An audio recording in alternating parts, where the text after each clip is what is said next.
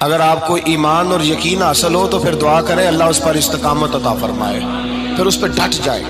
نبی پاک صلی اللہ علیہ وسلم نے فرمایا میں اس بات کا خوف نہیں کرتا کہ میری امت کمزور ہو جائے گی، اس بات کا ڈر نہیں کہ پیسے ختم ہو جائیں، نہ یہ خوف ہے کہ بھوکی مرے گی۔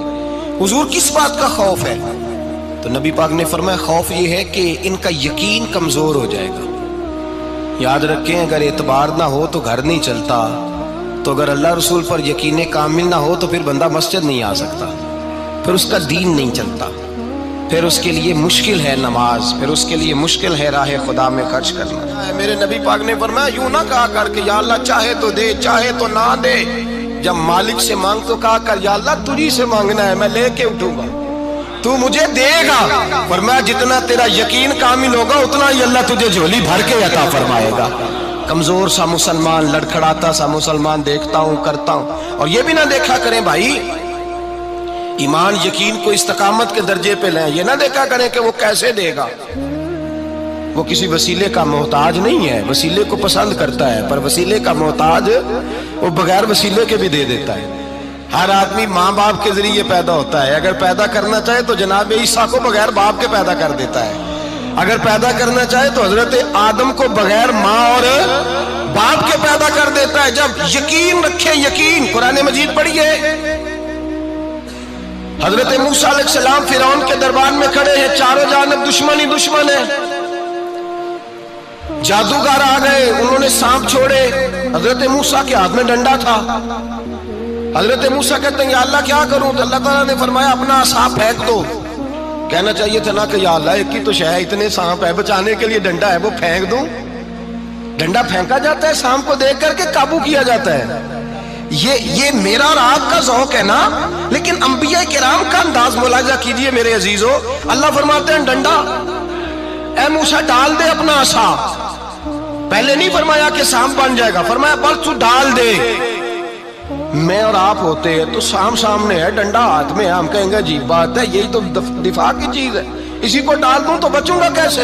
کہا ڈال دو، تو حضرت موسیٰ نے ڈال دیا، کہا میرے رب کا حکم ہے تو میرے لیے بہتر ہی ہوگا۔ اللہ فرماتے ہیں جب موسیٰ نے ڈالا تو میں نے اس ڈنڈے کو، اس عصا کو اژدہا بنا دیا۔ اب کبھی عصا بھی اژدہا بنے، کبھی چھڑی بھی بہت بڑا اژدہا بنی ہے، لیکن قرآن کہتا ہے جناب موسیٰ نے ڈالا تو اللہ نے اژدہا، بلکہ اس سے پیچھے چلیے، عورتیں کمزور یقین کی ہوتی ہیں نا۔ جناب موسیٰ پیدا ہوئے تو اللہ فرماتے ہیں میں نے موسیٰ کی ماں کے دل میں بات ڈالی، ماں کے دل میں، صندوق میں ڈال کے تو اس کو دریا میں بہا دے۔ اور بھائی صندوق میں کہہ سکتے ہیں نا آکسیجن کیسے جائے گی، اور دریا میں بچے بچنے کے لیے ڈالے جاتے ہیں کہ ڈوبنے کے لیے ڈالے جاتے ہیں؟ ماں کے دل میں یقین کمزور نہیں تھا ماں کا۔ انبیاء کے ماں باپ موحد ہوتے ہیں، دین کو ماننے والے، ماں کے دل میں اللہ نے باپ، اللہ قرآن میں کہتے میں نے وحی کی، میں نے القاء کیا، میں نے بات ڈالی۔ حضرت موسیٰ کی ماں کہتی ہے میں نے ڈال کے نا سمندر میں بیٹا، میں نے سمندر میں بیٹا ڈال کے صندوق میں بند کر کے رب کے حوالے کیا۔ آپ فرماتے ہیں میرے مالک کا بھروسہ کیا تو پھر میرے مالک کا کام دیکھو، کمال دیکھو، میں نے دریا میں ڈالا، اللہ نے فرعون کے گھر میں میرے بیٹے کی پرورش کرا دی۔ یہ یقین کہ حضرت موسیٰ کے پاس قوم آئی، قرآن پڑھیے، کہ جناب پانی چاہیے، وَإِذِ اسْتَسْقَىٰ مُوسَىٰ لِقَوْمِهِ، موسیٰ نے اپنی قوم کے لیے پانی مانگا، ہم نے کہا فَانْفَجَرَتْ مِنْهُ اثْنَتَا عَشَرَةَ عَيْنًا، اپنا ڈنڈا پتھر پہ مارو۔ عقل والا آدمی ہوتا تو اڑ جاتا، کہتا یا اللہ پتھروں سے بھی کبھی پانی نکلا ہے؟ اضرب بعصاک الحجر، مارو پتھر پہ ڈنڈا۔ اللہ کے نبی نے منٹ نہیں لگایا، ٹھا کر کے ڈنڈا لگایا، فانفجرت منہ اثنتا عشرۃ عینا۔ اللہ فرماتے ہیں جناب موسیٰ نے ایک عصا مارا، میں نے 12 چشمے جاری کر دیے۔ تو لے تو اللہ کرتا ہے، اللہ کہتا ہے پڑھ نماز روزی دوں گا، کہتا ہے سوچتا ہوں۔ اللہ فرماتا ہے آجا مسجد میں تیرا ہو جاؤں گا، کہتا ہے دیکھتا ہوں۔ رب فرماتا ہے تو میرے محبوب کی غلامی کر، میں تجھے محبوب بنا لوں گا۔ تو کہتا ہے تھوڑا بڑا ہو کے داڑھی رکھنی نہیں، ابھی سیانا ہو کے میں ذرا سرٹیفکیٹ لے لوں اسرائیل سے کہ کتنے سالوں کے بعد آئیں گے، پھر شروع کروں گا۔ پروگرام بنا رہا ہے، ابھی تو ارادے میں ہے۔ اللہ کے پیغمبر کا ڈنڈا، اور اس سے زیادہ آگے بات ہو گئی، پیچھے فوج لگی ہوئی ہے فرعون کی، مجمع ہے، ہزاروں لاکھوں کا لشکر لے کے، تلواریں نیزے، فرعون پیچھے، آگے دریا آ گیا۔ حضرت موسیٰ علیہ السلام کھڑے ہیں، اب کدھر جائیں؟ اللہ پاک نے فرمایا مارو ڈنڈا۔ کہاں؟ پانی پہ ڈنڈا مارو۔ اب حضرت موسیٰ علیہ السلام پانی پہ ڈنڈا مارے تو پانی ابھرے گا، اس سے زیادہ کیا ہوگا؟ پہلے پتھر پہ ڈنڈا مروایا تو پانی نکلا، اب پانی پہ ڈنڈا مروایا، فَإِذْ فَرَقْنَا بِكُمُ الْبَحْرَ فَأَنْجَيْنَاكُمْ وَأَغْرَقْنَا آلَ فِرْعَوْنَ۔ اللہ فرماتے ہیں موسیٰ نے پانی پہ ڈنڈا مارا تو میں نے پانی میں رستے بنا دیے۔ ایک جگہ ڈنڈا مارا تو پانی نکل آیا، دوسری جگہ عصا مارا تو پانی خشک ہو گیا، 12 چشمے بن گئے، 12 رستے بن گئے دریا میں سے۔ حضرت موسیٰ علیہ السلام گزر گئے اور اللہ فرماتے ہیں فرعون بھی آیا تو اسے میں نے غرق کر دیا، اور وہ کھڑا دیکھتا ہی رہ گیا کہ بنا کیا ہے۔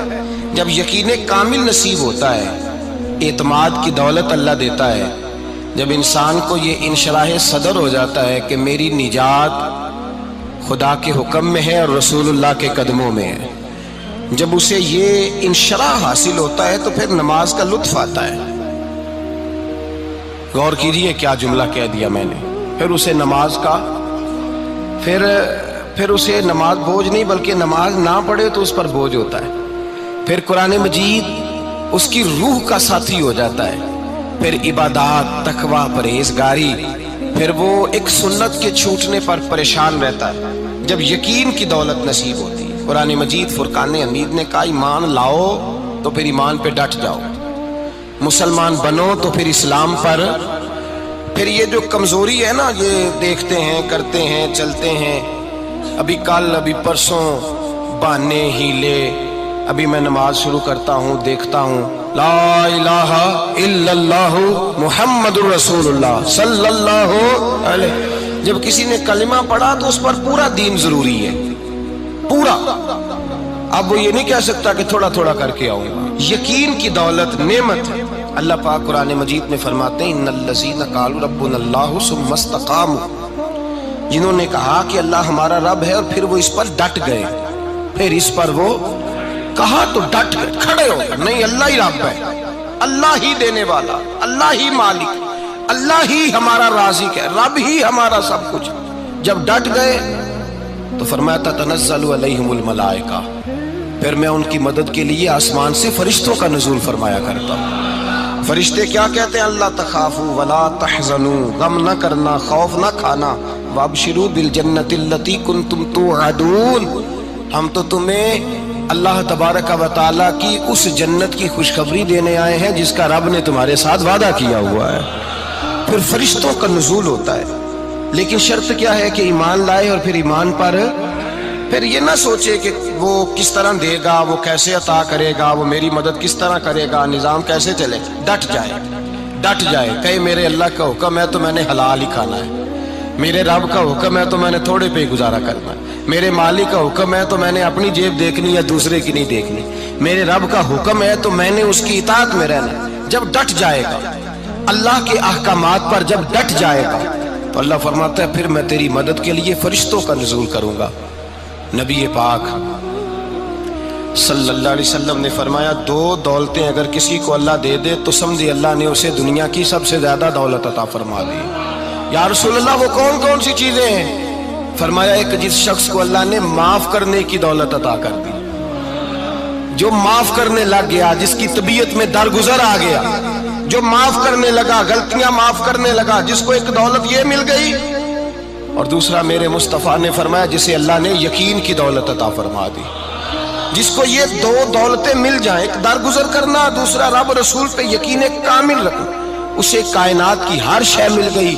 میرے نبی پاک نے فرمایا جب بھی دعا مانگو خدا سے یہ 2 نعمتیں مانگا کرو، عرض کیا کرو اے اللہ درگزر کی دولت عطا فرما، اے اللہ تو ہمیں یقین کی دولت عطا فرما، ایمان کی قوت اور پختگی نصیب فرما۔ میرے بھائی حضور نے فرمایا مانگ کے لو۔ کمزور ایمان والا شخص کسی کام کا نہیں ہوتا۔ جس آدمی کے ذہن میں شک کا بیج ایک دفعہ جنم لیتا ہے وہ آدمی تو غلام سے بدتر ہے، بے کیف سجدہ، روٹھی روٹھی سی عبادت، اس کی زندگی کیفیات سے خالی ہے۔ جس شخص کو پتہ چل جائے نا لوگ میرے مخالف ہیں، اس کا تو سجن رہتا ہی کوئی نہیں۔ اصل بات یہ ہوتی ہے کہ یہاں سوچ بیٹھا ہے کہ دنیا میرے خلاف ہے، یہاں مخالفت یہاں بیٹھ گئی ہے، دو بندے باتیں کر رہے ہیں تو پریشان ہے، میرے خلاف ہی لگے ہوئے ہیں۔